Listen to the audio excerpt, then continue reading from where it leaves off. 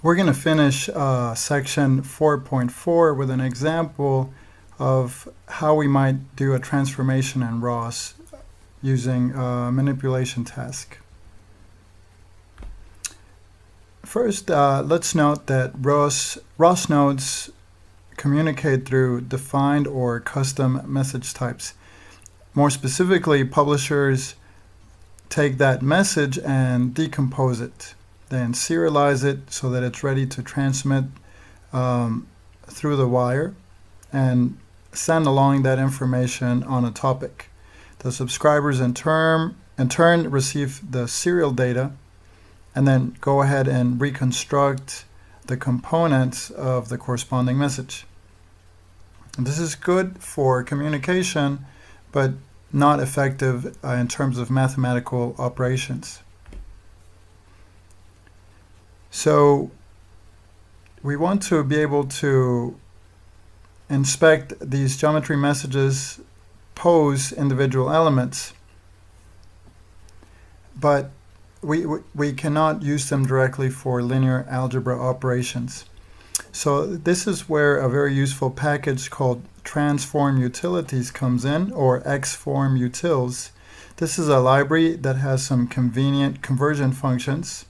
It can either transform a geometry message pose to an eigen affine 3D object, and it can convert it the other way as well.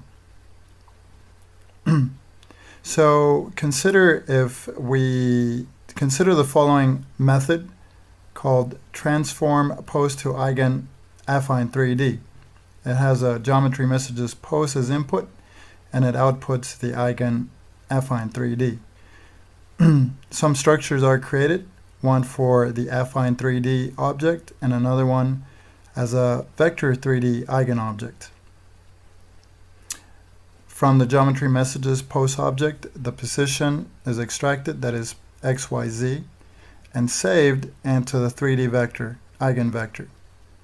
And then that vector is copied into the affine dot translation portion of the structure. That is, it's copied into the position of the affine object. Next, we continue with the orientation. An eigenquaternion object is created, and then the orientation portion of the geometry message, the x, y, z, w parts, are copied directly into those quaternion elements. Then this object quaternion q is then passed into the input constructor of a matrix 3D, and so it is then converted into a matrix or orientation matrix representation. Once we have that, we can set that equal to the linear portion of the affine structure, which is the rotation matrix. That is, we separate both the copying of the translation part, or the position, and the linear part, which is the rotation matrix for the affine transformation. If you want to use this package in your code, the first thing we need to do is modify the package.xml file to make sure we include xform utils as a dependency. Click on the link to see an example. Then in the C++ file, we need a #include header that takes in the package and the header file of the library. So we have a CPP code to provide us an example. It's called example xform utils, and it's in the xform utils package. What we want to do is get an object pose with respect to some sensor. This might be a camera, for example. But we want to have a gripper pose with respect to the robot base. That would be kind of like the world coordinate of the robot. Now, let's assume some of the following conditions. The origin of the object pose is going to be the same as the origin of the gripper pose. And both frames, x-axes, will be coincident. The only thing that's going to be different then is the z-axis of the gripper frame is anti-parallel to the z-axis of the object frame. Okay, so we can open that code and just take a look at that real quick.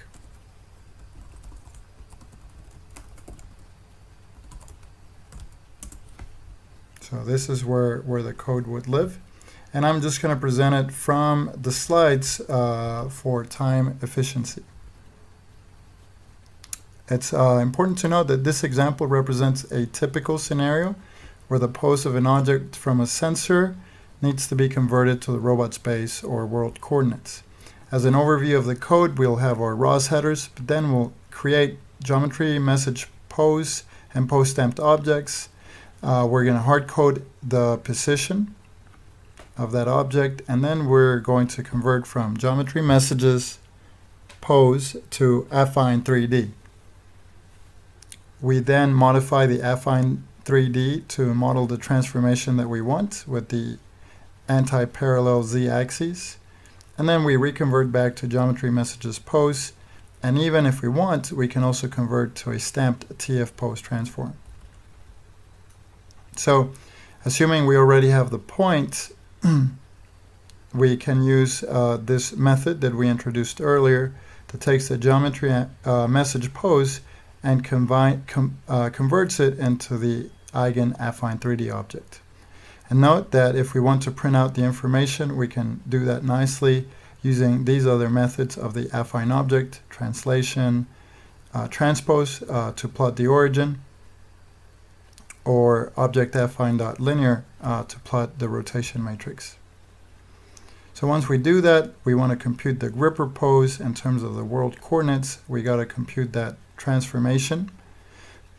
So we can extract that rotation matrix right here, and then we have these 3D vectors for the x, y, z, and axes, and all we want to do is rearrange them. So the x-axis would be the first column. The z-axis will set it equal to the negative of the third column, or index number 2, and then that y-axis is going to be equal to the cross product of the z-axis with the x-axis. And then we take those x, y, and z axes that we just computed and place them in our gripper frame in this way. Finally, we can copy that into the affine object for the rotation matrix, and then the translation portion of this can be directly copied from the object pose to the gripper pose. Now we're ready to turn back the affine 3D object into a geometry message and finally include a timestamp. So to do that, we can just use this utility function, transform eigen affine 3D to pose, and pass the appropriate affine object to get that gripper pose and the right format. If we want to include a timestamp, we can take that stamped object and copy the gripper pose into the pose portion of the message type, and then fill out the header part.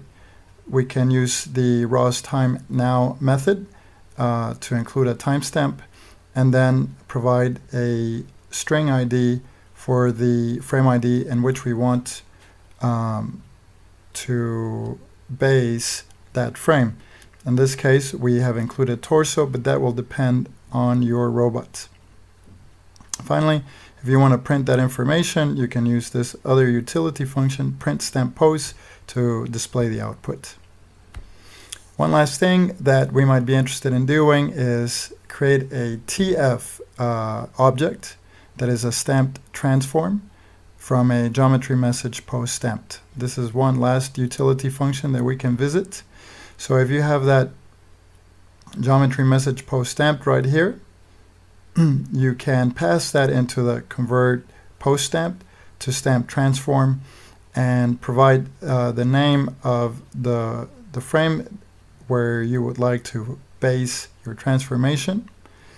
And then this will return that TF stamp transform object, which can then be conveniently printed using the print stamped TF call. So this is an example of how we might be interested in using these conversions from ROS types to eigenaffine objects using our transform utility functions. You can see that this can be very convenient, and then this way we can maximize both the Ross serialization advantages of the messages, but also the power of eigen to perform linear algebra operations.